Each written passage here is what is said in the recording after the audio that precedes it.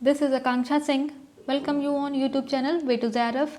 आज हम डिस्कस करेंगे GIC 2021 के लिए प्रैक्टिस सेट नंबर 7। इसके पहले 6 प्रैक्टिस सेट आ चुके हैं, उनके भी आपने अभी तक उनको नहीं देखा है तो उनको आप ज़रूर देखिएगा। और हर एक सेट में हम 50 क्वेश्चंस कवर कर रहे हैं, तो ये 7th प्रैक्टिस सेट है। एंड अगर वीडियो आपको अच्छी लगती है तो लाइक एंड शेयर ज़रूर कर दीजिएगा। कमेंट करके बताइए आपको वीडियो कैसी लगती है।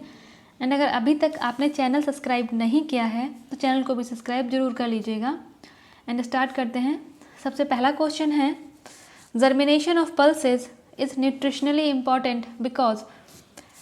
मीन्स जर्मिनेशन मीन्स जो अंकुरन होता है, अंकुरित होते हैं जो दालें हैं, अगर उनको हम जर्मिनेट करते हैं या उनको अंकुरित करते हैं तो उनमें न्यूट्रिशनली इम्पॉर्टेंट बिकॉज, तो उनमें क्या न्यूट्रिशनल चेंजमेंट होते हैं या ऐसे क्या न्यूट्रिशनल बेनिफिट्स होते हैं जिसके लिए पल्सेस को जर्मिनेट किया जाता है। तो ऑप्शंस क्या हैं? इट इंक्रीजेज डाइजेस्टिबिलिटी मीन्स पाचन शक्ति बढ़ा देता है। इंक्रीजेज विटामिन सी, जर्मिनेशन से विटामिन सी इंक्रीज करता है।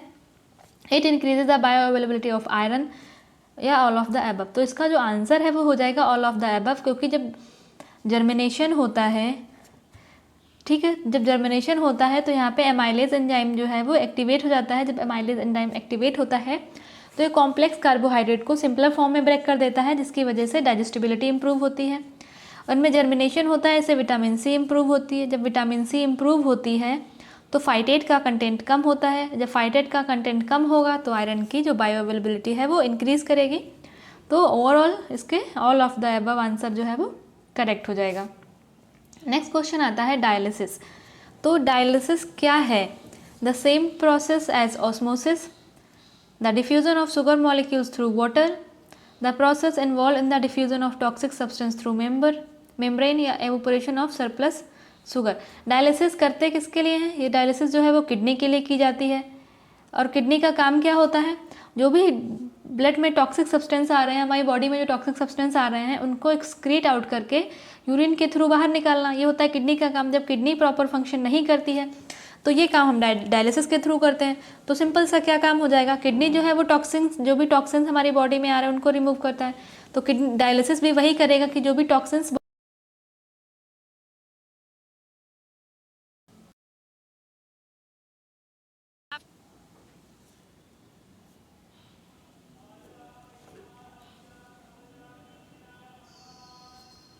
तो किडनी का मेन काम होता है जो भी बॉडी में जो टॉक्सिन्स हैं उनको रिमूव करना। तो डायलिसिस का भी वही काम हो जाएगा कि जो भी बॉडी में टॉक्सिन्स हैं उनको रिमूव करना। तो करेक्ट आंसर क्या हो जाएगा? The process involve in the diffusion of toxic substance through a membrane. तो मीन्स जो भी बॉडी में हमारे टॉक्सिक सब्सटेंस आ रहा है उनको एक मेम्ब्रेन के थ्रू बाहर एक्सक्रीट आउट कर देना, उनको वापस बॉडी में नहीं जाने देना। तो हिंदी में भी आगे देख लेते हैं कि डायलिसिस क्या है। तो एक झिल्ली के माध्यम से विषाक्त पदार्थ के प्रसार में शामिल करना, मीन्स जो भी विषाक्त पदार्थ हैं उनको बॉडी से एक्सक्रीट आउट करना, ये काम होता है डायलिसिस का। नेक्स्ट क्वेश्चन आता है, what does the urine of a man contain. जो मैन ह्यूमन बीइंग का जो यूरिन है उसमें क्या होता है? ऑप्शन है urea, sugar, salt, none of the above. तो अगर हम बात करते हैं यूरिन की तो उसमें यूरिया होता है, ठीक है, ये बेसिक कंपोनेंट है, यूरिन में यूरिया प्रेजेंट होगा ही होगा।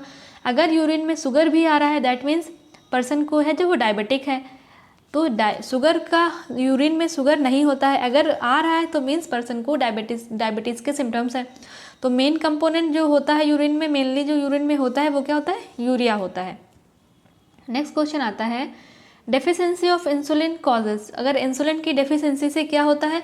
तो इंसुलिन की डिफिशिएंसी से होता है डायबिटीज़। और इंसुलिन जो है ये पैंक्रियाज की beta cells of islets of Langerhans से रिलीज होता है। और इंसुलिन का जो मेन काम होता है वो होता है ब्लड में शुगर लेवल को मेंटेन करके रखना या कम करके रखना, जिसके अगर इंसुलिन प्रॉपर काम नहीं कर रहा है या इंसुलिन की डेफिशिएंसी है तो हो जाएगा डायबिटीज़।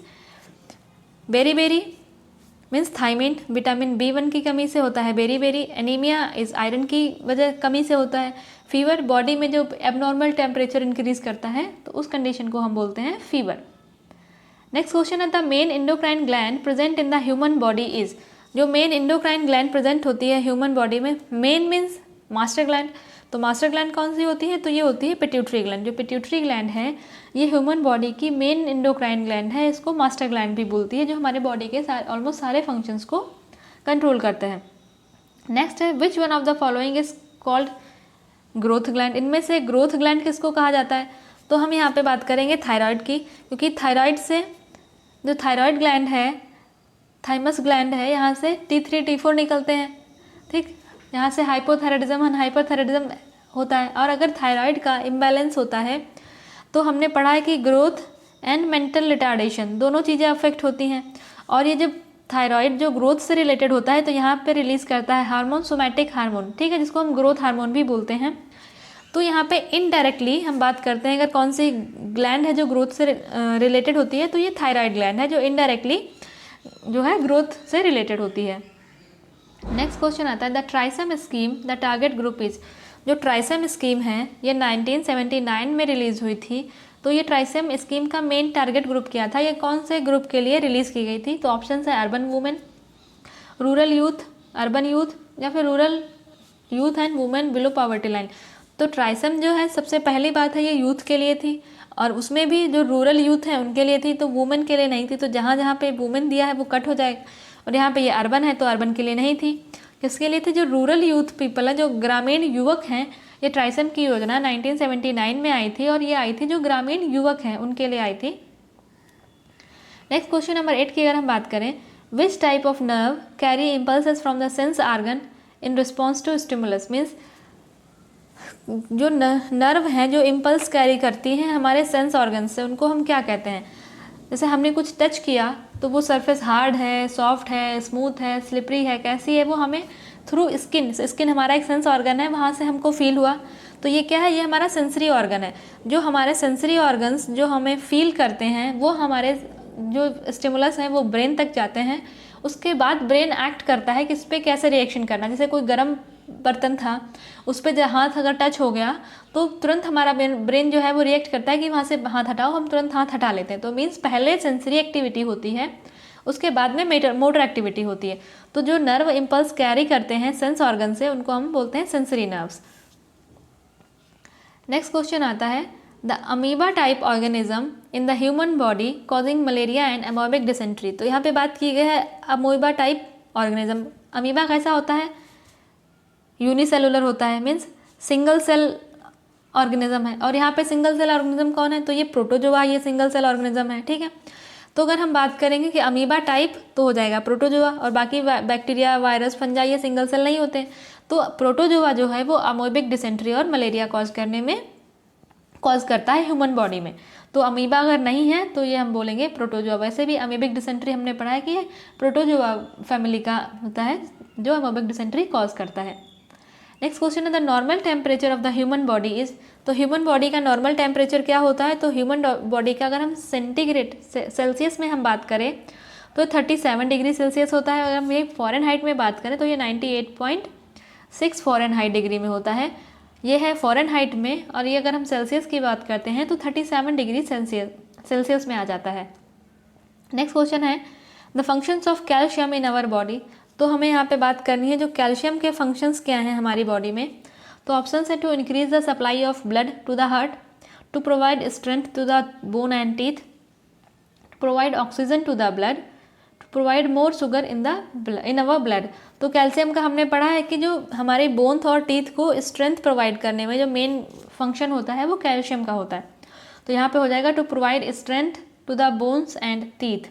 बोन्स को और टीथ को स्ट्रेंथ प्रोवाइड करना कैल्शियम का मेन फंक्शन है। तो आगे हम हिंदी में भी देख लेते हैं कैल्शियम का मेन फंक्शन क्या है, कैल्शियम का मेन कार्य क्या है। तो हड्डियों और दांतों को मजबूती प्रदान करने का जो काम है ये मेन काम कैल्शियम का होता है।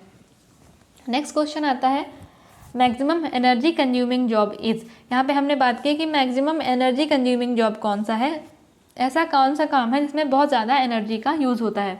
तो ऑप्शन है knitting, kneading dough, mopping floor and dusting. तो यहाँ से आ जाएगा मोपिंग फ्लोर। जो मोपिंग फ्लोर वाली एक्टिविटी है मीन्स पोछा लगाना। मोपिंग का काम यहाँ पे होता है पोछा लगाना। तो ये पोछा लगाना या मोप करना फ्लोर को, इसमें हाई एनर्जी या फिर हम इसको हैवी ड्यूटी वर्क बोल सकते हैं, हाई एनर्जी वाला वर्क है ये मोपिंग फ्लोर।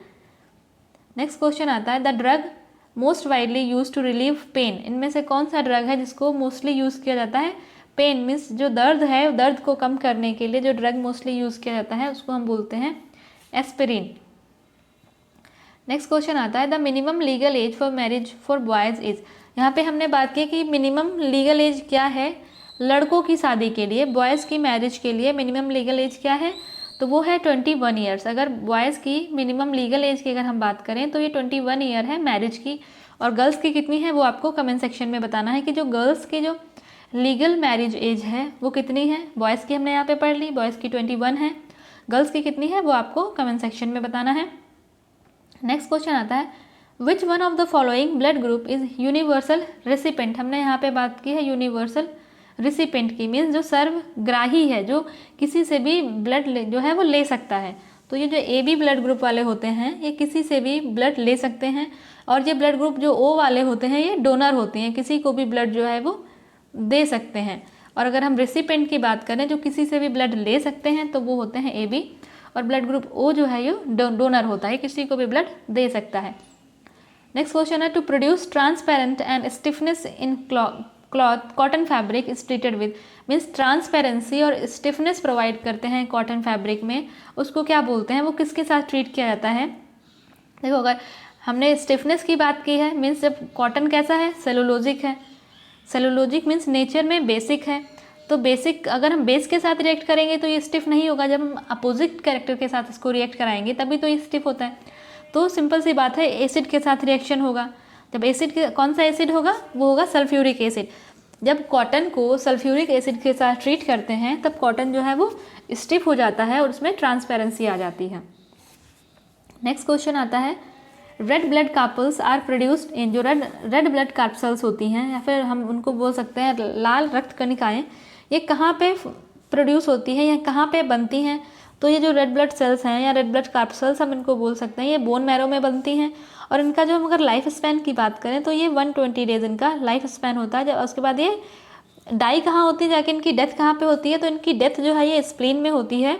इनका जो अगर हम फॉर्मेशन की बात करें तो फॉर्मेशन इनका बोन मैरो में होता है, बोन मैरो में बनती हैं और स्प्लीन में जाके मर जाती हैं।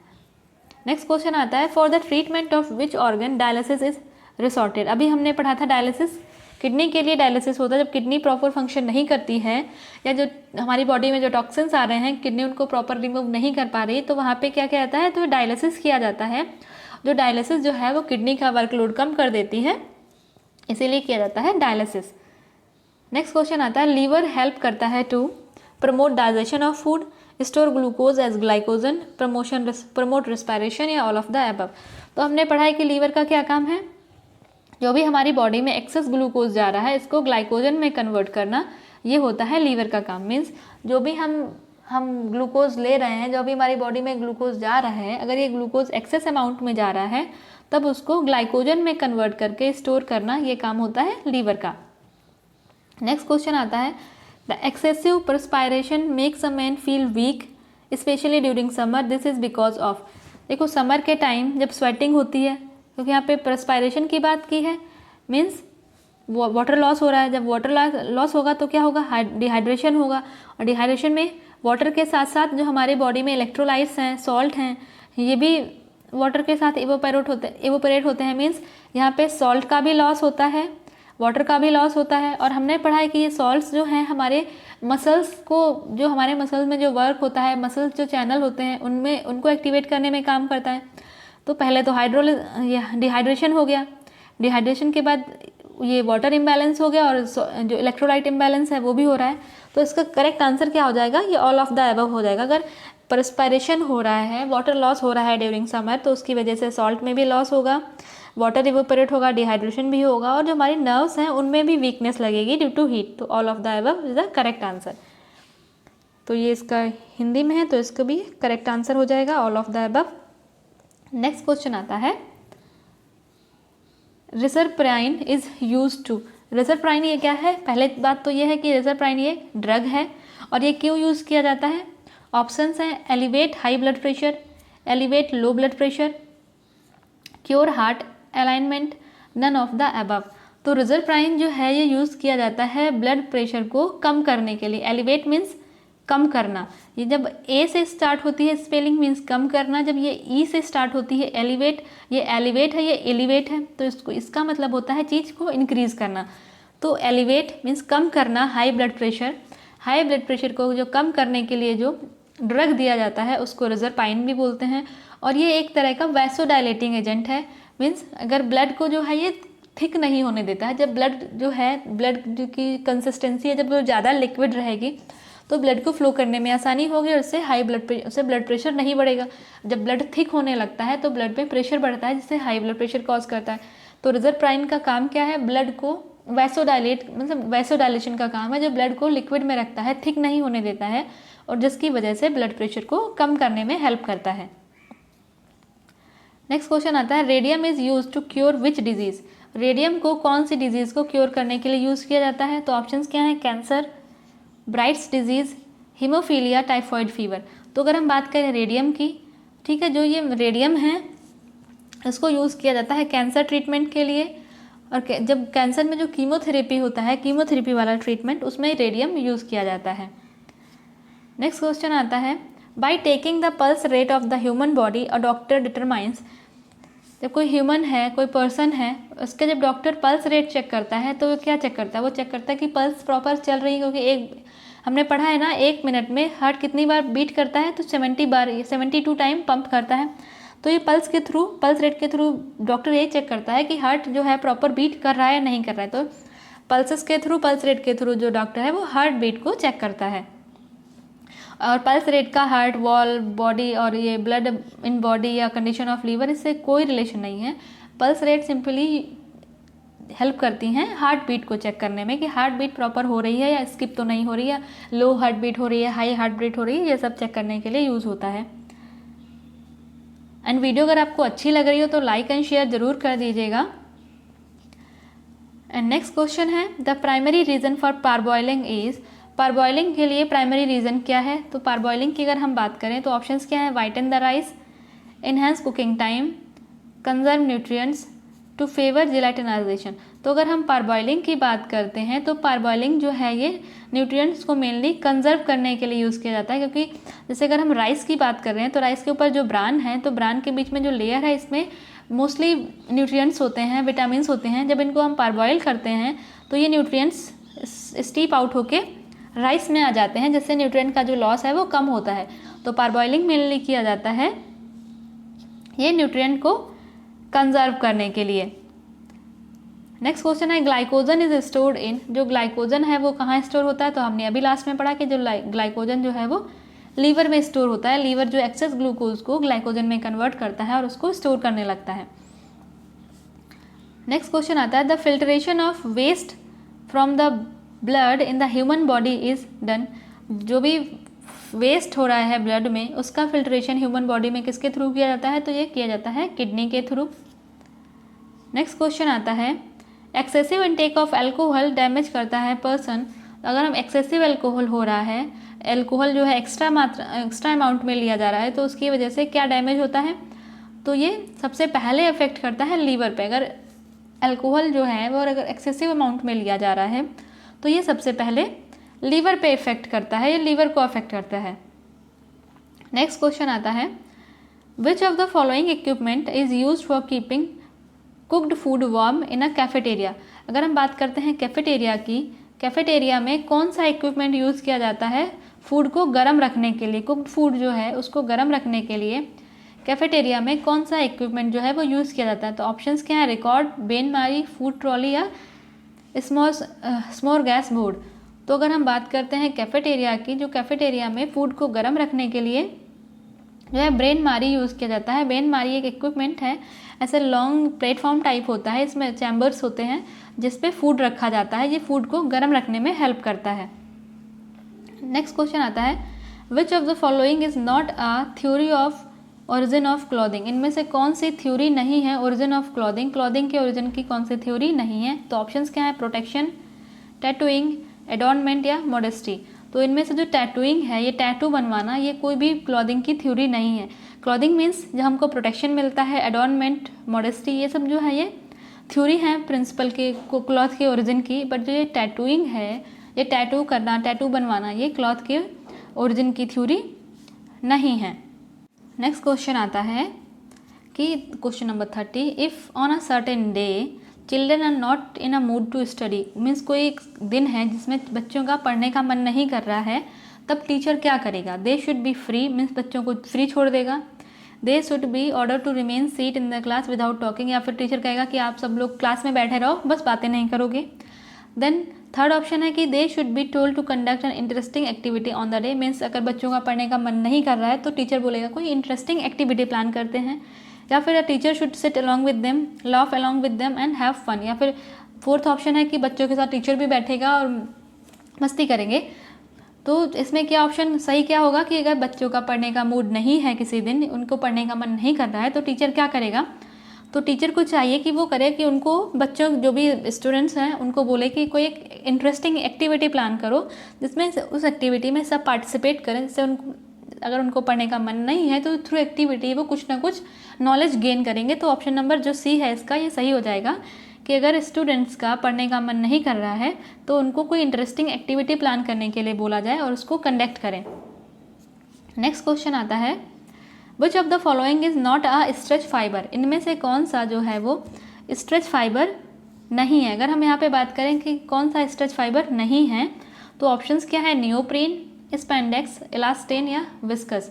तो जो विस्कस है ये स्ट्रेच फाइबर नहीं है, बाकी नियोप्रीन है, स्पेंडेक्स है, इलास्टेन है, ये तीनों स्ट्रेच फाइबर हैं। विस्कस जो है ये स्ट्रेच फाइबर नहीं है। नेक्स्ट क्वेश्चन है which of the following is the best method of teaching, इनमें से बेस्ट मेथड ऑफ टीचिंग का बेस्ट मेथड क्या है। तो ऑप्शंस क्या है, dialogue method, text book method, project method या फिर ऑडियो विजुअल मेथड। यहाँ पे अगर हम बात करें टेक्स्ट बुक मेथड और project method, means text book और प्रोजेक्ट ये स्टूडेंट ओरिएंटेड है, मीन्स यहाँ पे बच्चा खुद ही इंगेज कर रहा है, तो ये लर्निंग मेथड हो जाएंगे, ये टीचिंग मेथड नहीं है। तो अगर हम बात करते हैं यहाँ पे ऑडियो विजुअल मेथड, ये टीचिंग मेथड है। जो ऑडियो विजुअल टीचिंग मेथड है ये बेस्ट मेथड है, जिससे स्टूडेंट्स जो हैं ज़्यादा सीखेंगे। और अगर हम बात करते हैं टेक्स्ट बुक मेथड की या प्रोजेक्ट मेथड की, तो ये लर्निंग मेथड है। जो स्टूडेंट्स प्रोजेक्ट बना रहे हैं तो उसमें खुद ही इन्वॉल्व हो रहे हैं, अब बच्चा बुक पढ़ रहा है वो उसमें खुद ही इन्वॉल्व हो रहा है, तो ये लर्निंग मेथड है, ये टीचिंग मेथड नहीं है। एंड अगर हम बात करते हैं ऑडियो विजुअल मेथड की तो ये टीचिंग मेथड है।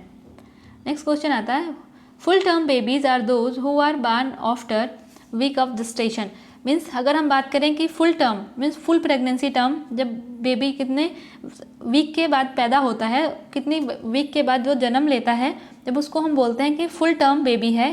कभी बोलते हैं ना शॉर्ट टर्म बेबी या लो बर्थ वेट बेबी, तो ये कौन सा टाइम है या कितने वीक के बाद अगर बेबी जो है वो बॉर्न होता है तो उसको हम बोलेंगे फुल टर्म बेबी है।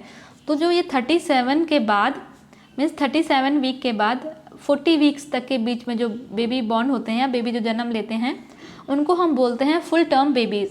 अब जो 37 से कम में आएंगे तो उनको हम शॉर्ट टर्म बेबीज़ बोलेंगे, मीन्स जो टाइम से पहले बॉर्न हुए हैं तो उनको हम बोलेंगे शॉर्ट टर्म बेबी। जो 37 के बाद और 40 वीक तक जो बच्चे हैं बॉर्न करते हैं उनको हम बोलते हैं फुल टर्म बेबी। अभी नेक्स्ट लास्ट क्वेश्चन में आपसे क्वेश्चन था कि जो बॉयज़ की जो लीगल मैरिज एज है वो 21 ईयर है, तो यहाँ पे आपको बताना है गर्ल्स के लिए जो लीगल एज क्या है मैरिज की, तो उसका आंसर आपको कमेंट सेक्शन में देना है कि गर्ल्स के लिए लीगल मैरिज एज क्या है। नेक्स्ट क्वेश्चन आता है the gas that is found in the compressor of refrigerator is, जो गैस रेफ्रिजरेटर के कंप्रेसर में पाई जाती है उसको क्या बोलते हैं, वो है फ्रेन 12। ये फ्रेन 12 गैस है जो रेफ्रिजरेटर के कंप्रेसर में पाई जाती है। नेक्स्ट क्वेश्चन है whose behaviour affect students most, इनमें से किसका बिहेवियर जो है स्टूडेंट को सबसे ज़्यादा अफेक्ट करता है या सबसे ज़्यादा प्रभावित करता है। ऑप्शंस हैं that of the principal, politician, teacher का या फिर ट्यूटर का। तो प्रिंसिपल से बच्चों का डायरेक्ट कोई कांटेक्ट नहीं होता है, पॉलिटिशियन से तो बिल्कुल भी नहीं होता है, तो ये हो गया टीचर। अगर हम स्कूल की बात करें, स्कूल में बच्चा सबसे ज़्यादा इंटरेक्ट करता है अपने फ्रेंड्स से और टीचर से, तो जो टीचर्स हैं टीचर्स का जो बिहेवियर है वो चाइल्ड को सबसे ज़्यादा अफेक्ट करता है। तो यहाँ पे ऑप्शन हो जाएगा टीचर। तो टीचर का बिहेवियर चाइल्ड को सबसे ज़्यादा अफेक्ट करता है कि हमने देखा है कि जो टीचर थोड़े से लविंग, केयरिंग और अच्छे से पढ़ाते हैं, एंटरटेनिंग होते हैं, तो उन सब्जेक्ट में जो स्टूडेंट है वो अच्छा परफॉर्मेंस देता है। तो सिंपल सी बात है जो टीचर का जो बिहेवियर है कि टीचर चाइल्ड को कैसे ट्रीट कर रहा है, तो ये सबसे ज़्यादा अफेक्ट करता है चाइल्ड को। नेक्स्ट क्वेश्चन आता है developmental period from birth to 8। देखो बर्थ से लेके 8 मंथ या 8 से 12 मंथ हम बोल सकते हैं कि 1 ईयर तक के एज को, जो 1 ईयर तक का एज है वहाँ 1 ईयर तक के एज के बच्चों को क्या कहते हैं, टॉडलर, इन्फेंसी, टीन या फिर पियर। तो जो बर्थ से लेकर 1 साल तक के बच्चे हैं, इनको हम इन्फेंसी बोलते हैं, इसको हम इन्फेंसी पीरियड बोलते हैं, ठीक है। टीन मतलब जो 15 to 17 में आते हैं उनको हम बोलते हैं टीन। पीयर ग्रुप मीन्स एक ग्रुप के जहाँ पे कई सारे फ्रेंड्स हैं, अगर कोई 4-5 बच्चे हैं वो सारे फ्रेंड्स हैं और वो एक ही एज ग्रुप के हैं तो उनको हम बोलते हैं पीयर। और टॉडलर की अगर हम बात करें तो 1 से 3 साल के तो बच्चे होते हैं, उनको हम बोलते हैं टॉडलर। नेक्स्ट क्वेश्चन आता है, by which method student learn to the maximum extent and which utmost speed. इसमें बात की गई ऐसे कौन सा मैथड है जिसके थ्रू स्टूडेंट्स जो हैं वो ज़्यादा से ज़्यादा चीज़ें सीखते हैं और स्पीड से सीखते हैं। तो ऑप्शंस क्या है, बाई सीइंग मतलब देखकर, रीडिंग मतलब पढ़कर, लिसनिंग मतलब सुनकर, या बाई डूइंग देमसेल्फ या खुद से कुछ काम करके। तो इसमें बताना है कि ऐसा कौन सा मेथड है इसमें जो स्टूडेंट्स हैं वो मैक्सिमम चीज़ें सीखते हैं और जल्दी सीखते हैं। तो हमने पढ़ा है ना एक्सटेंशन का मेन प्रिंसिपल क्या है, लर्निंग बाई डूइंग। तो जो लर्निंग बाई डूइंग होता है, जो काम करके सेल्फ कुछ काम करके जो चीज़ें हम सीखते हैं वो हम जल्दी सीखते हैं और लॉन्ग टाइम तक वो हमको याद रहती हैं।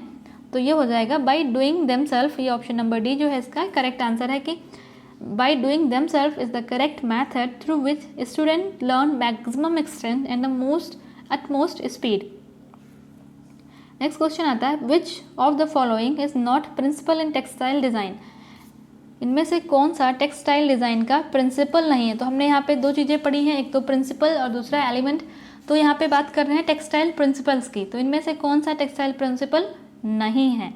जब नहीं बोल दिया तो क्या हो गया, हमें बताना है इनमें से डिज़ाइन एलिमेंट कौन है, एलिमेंट क्या है डिज़ाइन का, क्योंकि बाकी सब तो प्रिंसिपल हैं इसमें और एक है जो प्रिंसिपल नहीं है। तो जो लाइट है ये एलिमेंट है डिज़ाइन का। तो यहाँ पे पूछा गया है कि प्रिंसिपल नहीं है, तो सिंपल सी बात है जो लाइट है ये एलिमेंट है टेक्सटाइल डिज़ाइन का, ये प्रिंसिपल नहीं है।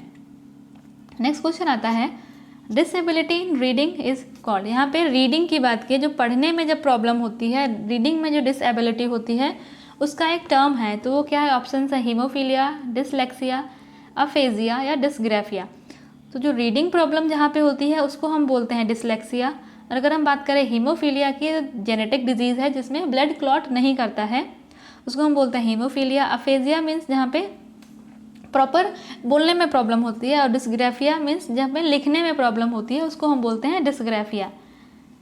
नेक्स्ट क्वेश्चन आता है, GOTS स्टैंड्स फॉर। तो GOTS stands for global organic textile standard. ये है GOTS का full form, global organic textile standards. हमने अभी पढ़ा था 21 ईयर जो एज है वो बॉयज़ के लिए लीगल मैरिज एज है। तो गर्ल्स के लिए लीगल मैरिज एज क्या है, इसका आंसर आपको कमेंट सेक्शन में देना है। नेक्स्ट क्वेश्चन आता है, for home education is deemed more important. हमें यहाँ पे बात करनी है कि एजुकेशन सब किसके लिए इम्पॉर्टेंट है। ऑप्शंस हैं for boys, for girls, for adults या ऑल ऑफ दीज। तो अगर हम यहाँ पे बात करें एजुकेशन की, education is related to development. और अगर हम बात करते हैं डेवलपमेंट की, जब सबका डेवलपमेंट होगा तभी एक हेल्दी नेशन बनेगा। तो यहाँ पे हमें आंसर हो जाएगा ऑल ऑफ दीज। तो फिर वो बॉय हो, गर्ल हो, एडल्ट हो, कोई भी हो, सबके लिए एजुकेशन जो है वो इम्पॉर्टेंट है। तो यहाँ पे ऑप्शन हो जाएगा all of these. Next question आता है, pernicious anaemia is due to the deficiency of. तो यहाँ पे बात की गई है परनीसियस एनीमिया। तो परनीसियस एनीमिया जो होती है वो विटामिन B12 की डेफिशिएंसी की वजह से होता है। और ये अगर हम बात करते हैं मेगलोब्लास्टिक एनीमिया से, तो वो फॉलिक एसिड की कमी से होता है। तो यहाँ पे दिया है परनीसियस एनीमिया जो कि होता है विटामिन B12 की वजह से, that is pernicious anaemia. Why, next question है, why it is the use of difference method use in teaching. Teaching में डिफरेंट मेथड क्यों यूज़ किए जाते हैं। मीन्स अगर कोई टीचिंग कर रहा है तो टीचिंग में वो डिफरेंट मेथड्स यूज़ हो रहे हैं, तो क्यों होते हैं। ऑप्शंस क्या हैं, make teaching easily understood, means जो भी वो पढ़ा रहा है जिसको इजीली अच्छे से आसानी से अंडरस्टूड किया जा सके, समझा जा सके। नेक्स्ट है टीचिंग को ज़्यादा इंटरेस्टिंग बनाने के लिए, या फिर नेक्स्ट है कि स्टूडेंट्स को अटेंशन को अट्रैक्ट करने के लिए। तो टीचिंग में जब कई टाइप के मेथड्स यूज़ किए जाते हैं, तो इसलिए यूज़ किए जाते हैं कि जो कॉन्सेप्ट्स हैं वो स्टूडेंट्स को इजीली समझ में आए, टीचिंग को इंटरेस्टिंग बनाने के लिए, and to attract the attention of students also. तो इसका जो आंसर हो जाएगा all of this is the correct answer. तो हिंदी में है, इसमें भी देख लीजिए, ये इसका जो ऑल ऑफ दीज है ये करेक्ट आंसर हो जाएगा कि जब टीचिंग होती है उसमें डिफरेंट टाइप के इक्विपमेंट्स यूज़ करते हैं जिससे जो भी कॉन्सेप्ट्स हैं वो इजीली समझ में आ जाएं, टीचिंग को थोड़ा इंटरेस्टिंग बनाने के लिए और जो स्टूडेंट्स हैं उनके ध्यान को आकर्षित करने के लिए। तो all of these is the correct answer. Next question आता है the ideal size for flash card is, जो आइडियल साइज़ है फ्लैश कार्ड के लिए वो क्या होना चाहिए। तो हमने पढ़ा है कि जो आइडियल साइज़ है वो 10 to 12 इंचेज़ है।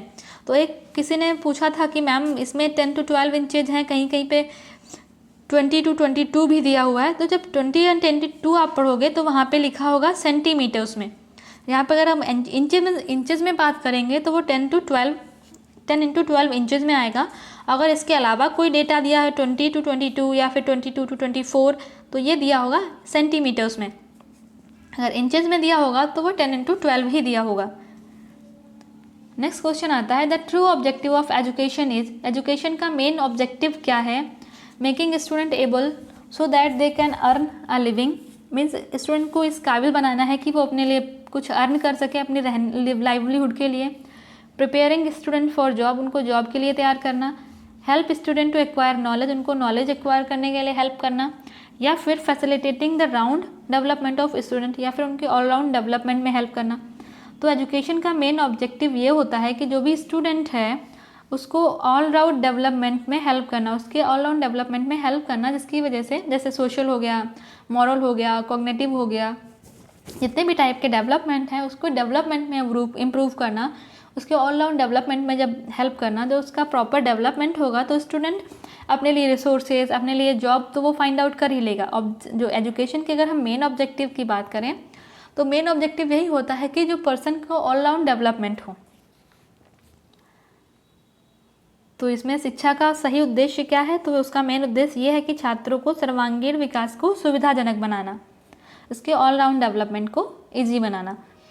नेक्स्ट क्वेश्चन आता है hookworm infestation commonly leads to, जो हुक वॉर्म का इन्फेस्टेशन है या हुक वॉर्म से जो इन्फेक्शन होता है उसकी वजह से कौन सी डिजीज़ होती है, तो उससे हो जाता है एनीमिया।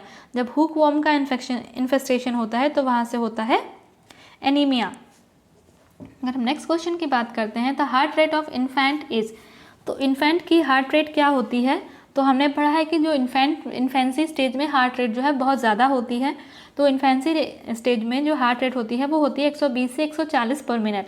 तो ऑप्शन नंबर डी जो है ये करेक्ट है कि इन्फेंसी स्टेज में जो हार्ट रेट होती है वो 120 से 140 पर मिनट होती है। नेक्स्ट क्वेश्चन है child's mind is a blank slate और ट्यूबुला रासा, ये किसने कहा है कि जो चाइल्ड का जो माइंड है उसको हम ब्लैंक स्लेट बोल सकते हैं या ट्यूबुला रासा बोल सकते हैं। तो ये कहा है जॉन लॉक ने। जॉन लॉक ने कहा है कि जो छोटे बच्चे होते हैं उनको हम जो सिखाते हैं वो वही सीखते हैं। तो जो छोटे बच्चे हैं उनका माइंड जो है वो बिल्कुल ब्लैंक स्लेट होता है या उसको ट्यूबुला रासा भी बोलते हैं। फ्रोबेल की अगर हम बात करें तो फादर ऑफ किंडरगार्टन।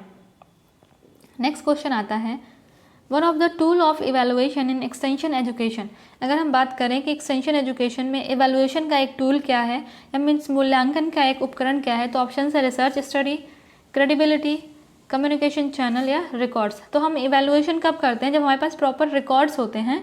तो जो रिकॉर्ड होते हैं ये हेल्प करते हैं इवेलुएशन में। तो ये एक टूल है एक्सटेंशन एजुकेशन में जो इवेलुएशन में हेल्प करता है। नेक्स्ट क्वेश्चन है ट्रिप्टोफैन। तो ट्रिप्टोफैन क्या है, तो हमने पढ़ा है कि ट्रिप्टोफैन और नियासिन जो दोनों इंटरकन्वर्टेबल हैं, एक दूसरे से इंटरकन्वर्टेबल हैं। तो आपको बताना यहाँ पे ये है कि नियासिन की डेफिशिएंसी से कौन सी डिजीज़ होती है। तो अभी आपके पास क्वेश्चन क्या हो गए, दो क्वेश्चन, एक तो गर्ल की लीगल मैरिज एज क्या है और दूसरा नियासिन की डेफिशिएंसी से कौन सी डिजीज़ होती है। तो ये दो क्वेश्चन है, आपको इनके आंसर कमेंट सेक्शन में देना है। और यहाँ पे हमने बात की है ट्रिप्टोफैन की। तो ट्रिप्टोफैन है क्या, तो ट्रिप्टोफैन जो है ये इसेंशियल एमिनो एसिड है। ट्रिप्टोफैन एक इसेंशियल एमिनो एसिड है, ठीक है। और ट्रिप्टोफैन और नियासिन ये इंटरकन्वर्टेबल होते हैं। तो यहाँ पे बताना है आपको नियासिन की डेफिशिएंसी से कौन सी डिजीज़ होती है और गर्ल की लीगल मैरिज एज क्या है। तो आपके पास दो क्वेश्चन हो गए, इनके आंसर आपको कमेंट सेक्शन में देना है। एंड वीडियो अगर आपको अच्छी लगी हो तो लाइक एंड शेयर ज़रूर कर दीजिएगा। आप अपने फ्रेंड्स के साथ जो भी लोग प्रिपरेशन कर रहे हैं उन सब के साथ वीडियो को शेयर ज़रूर कर दीजिएगा। एंड अगर अभी तक आपने चैनल सब्सक्राइब नहीं किया है तो चैनल को भी सब्सक्राइब ज़रूर कर लीजिएगा। मिलते हैं नेक्स्ट वीडियो में, तब तक के लिए wish you all the very best, good luck, bye bye.